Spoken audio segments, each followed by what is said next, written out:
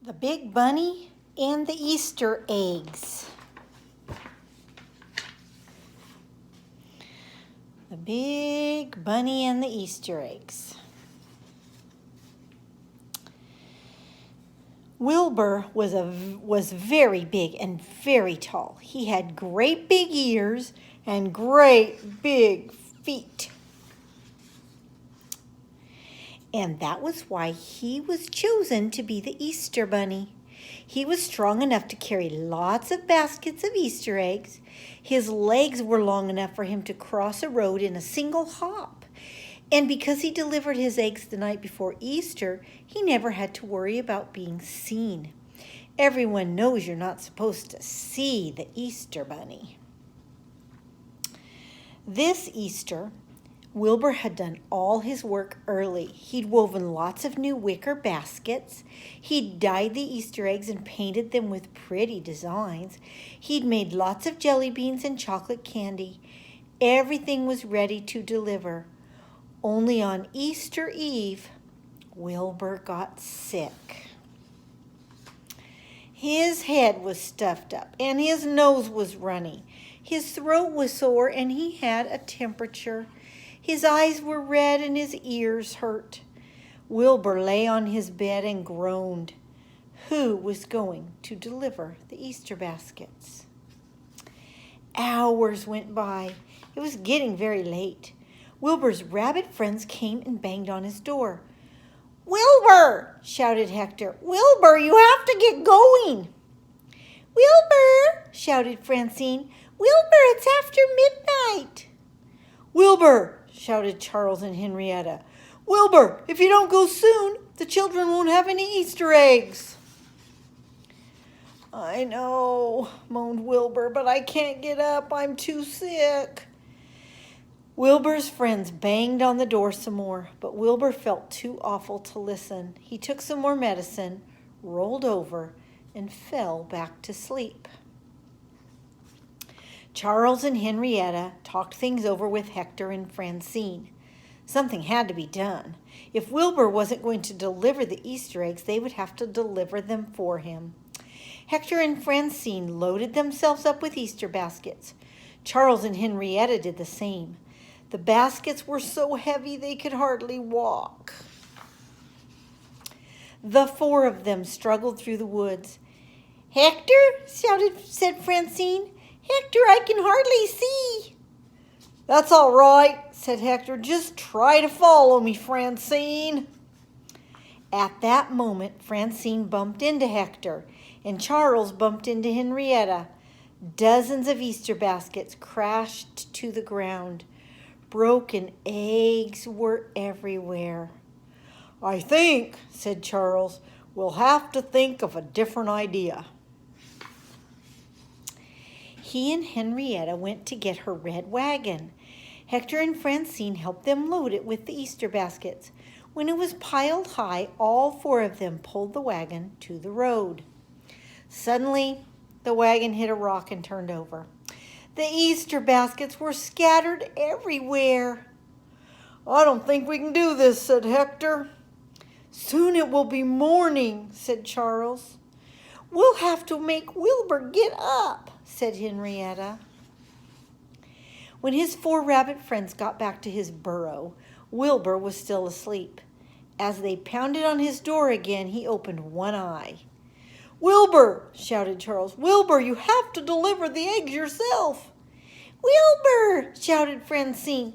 "Wilbur, there isn't much time left." Wilbur lay in bed grumbling. He blew his nose and coughed. Hector and Francine ran into the burrow and dumped Wilbur onto the floor. "All right," he said. "All right, I'm coming." He put on his earmuffs, his scarf, and his favorite jacket to make sure he kept warm. He put an ice pack on his head, a nice big handkerchief in his jacket pocket, and tucked a hot water bottle under his arm. "Hurry!" his friends shouted. "Hurry, Wilbur!"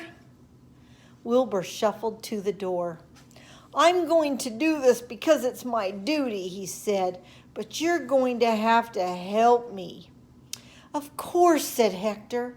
"Certainly," said Francine. "We're your friends," said Charles and Henrietta. Together they helped Wilbur load himself up with Easter baskets. In a moment there were baskets up and down his legs and around his ears. Finally, he was ready.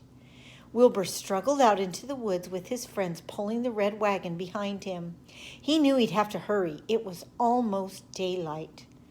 But his joints ached and his head hurt. His nose was running and his cough was getting worse. He thumped up to the first house. Everyone was fast asleep. He left 2 baskets of eggs on the front door. So far, so good.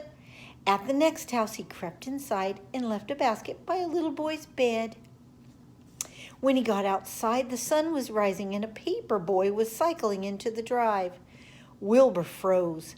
He was much too tired to run. The boy was sure to see him. At that moment, Francine jumped up and grabbed the newspaper out of the boy's hand. She tossed it to Hector, and the 2 of them thumped off across the yard. "Hey!" yelled the boy. "Come back with that newspaper!" And he ran after Hector and Francine, allowing plenty of time for Wilbur to escape.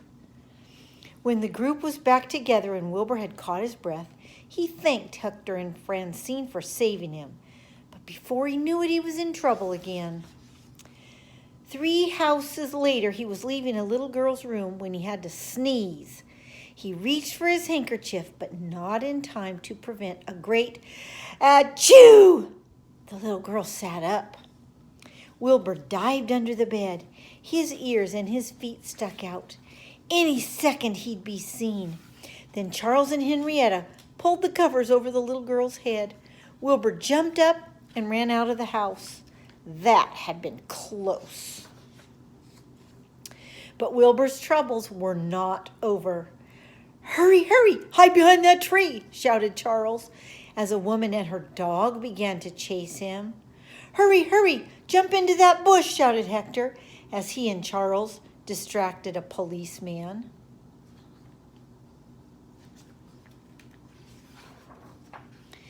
When the children, wrong page. Here we go. "Quick, under that sheet," shouted the 4 bunnies as a man reached out to pick up his milk. With so much hiding and diving to do, Wilbur left a lot of his baskets in very odd places. But finally, they were all delivered. Wilbur was so tired he fell asleep. His friends had to pull him home in the red wagon. When the children started looking for their Easter baskets, they found them under bushes, on fence posts, and hanging from trees. It was the strangest Easter they'd ever had, but they didn't mind.